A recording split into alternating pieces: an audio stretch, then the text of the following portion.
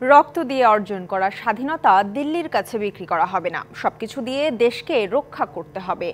আগরতলা অভিমুখে long March কর্মসূচিতে এমন হুঁশিয়ারি দেন বিএনপি নেতা রুহুল কবির রিজভী। সকালে শুরু হয়ে বিএনপির ৩ অঙ্গ ও সহযোগী সংগঠনের আয়োজনে ভারতের আগরতলা অভিমুখে লং মার্চ বিকেলে আখাউড়া স্থলবন্দরে গিয়ে শেষ হয়।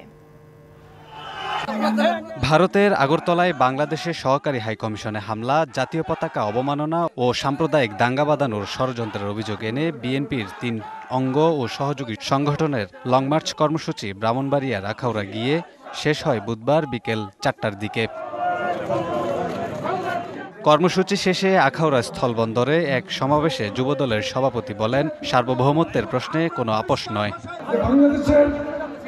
স্বাধীনতা সার্বভৌমত্বের জন্য দেশের জনগণ যে কোনো ঝুঁকি নিতে প্রস্তুত আছে।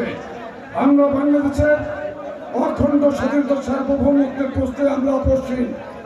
এই ফ্যাসিস্ট হাসিনা আপনাদের দেশে অবস্থান করছে, আমরা অবিলম্বে শেখ হাসিনাকে বিচারের আওতায় আনার জন্য তত্ত্বাবধায়ক সরকারকে আহ্বান জানাচ্ছি।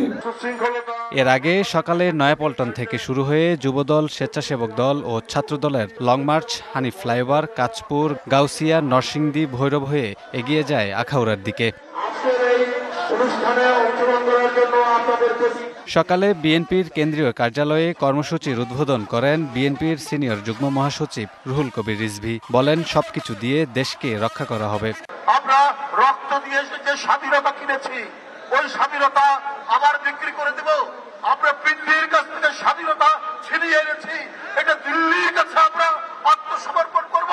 এই রক্ত আমাদের মাঝে নেই। আজকে দিল্লির যারা সাম্প্রদায়িক শাসক গোষ্ঠী, তারা জেনে রেখো, তোমরা একজন ভয়ঙ্কর রক্ত পিপাসু এক নারী, এক লেডি ফেরাউন, সেই লেডি ফেরাউনকে টিকানোর জন্য তোমরা 16 বছর তাকে সমর্থন দিয়েছো।